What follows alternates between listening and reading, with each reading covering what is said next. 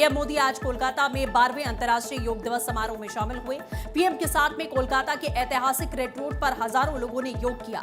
PM ने ताड़ासन, अर्धचक्रासन, भद्रासन, त्रिकोणासन सहित 5 आसन किए। कॉमन प्रोटोकॉल योग सत्र के दौरान प्रधानमंत्री लोगों के बीच में पहुंचे और उनकी योग मुद्राओं को सुधारने में मदद करते हुए भी नजर आए। इस दौरान प्रधानमंत्री नरेंद्र मोदी ने लोगों को संबोधित किया और कहा कि योग दुनिया का सबसे बड़ा सामुदायिक उत्सव बन चुका है, जो लोगों को, देशों को, संस्कृतियों को एक साथ जोड़ता है। उन्होंने कहा कि 21 जून को पृथ्वी का सबसे लंबा दिन माना जाता है। अब पूरी दुनिया में योग दिवस के रूप में मनाया जाता है।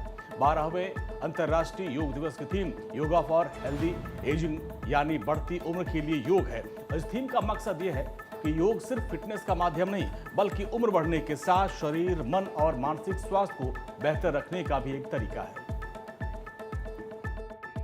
योग आज केवल हमारी पर्सनल लाइफस्टाइल के लिए जरूरी है, इतना ही नहीं है। योग दुनिया के बेहतर भविष्य के लिए एक आवश्यकता भी है। साथियों, अंतर्राष्ट्रीय योग दिवस के अवसर पर करोड़ों लोग योग से जुड़ते हैं, लेकिन आज का ये दिन हमें अपने साझा संकल्प को फिर दोहराने का अवसर देता है।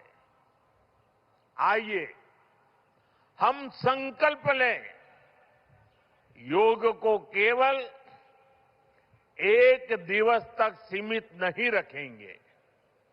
योग को केवल एक कार्यक्रम तक सीमित नहीं रखेंगे।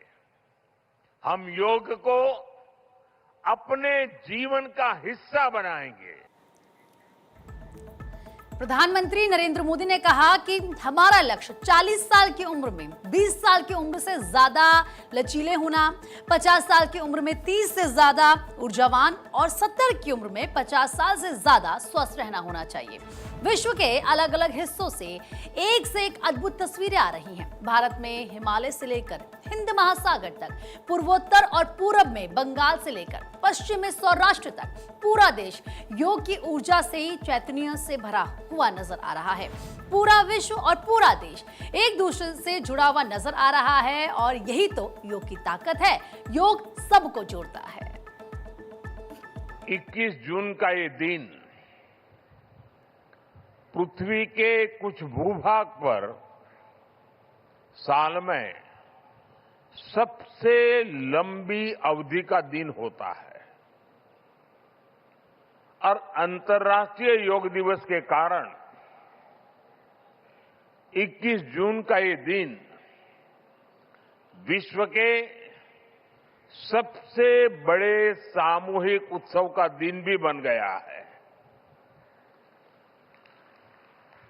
विश्व के अलग अलग हिस्सों से योग की एक से एक अद्भुत तस्वीरें आ रही हैं। भारत में हिमालय से लेकर हिंद महासागर तक,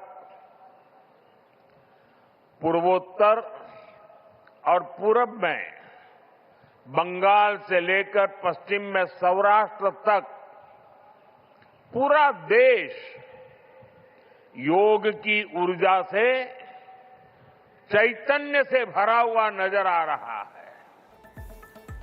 वहीं प्रधानमंत्री मोदी ने इस दौरान पश्चिम बंगाल की महान विभूतियों को याद किया। उन्होंने कहा कि योग दिवस के अवसर पर आज बंगाल में होना बहुत ही विशेष है।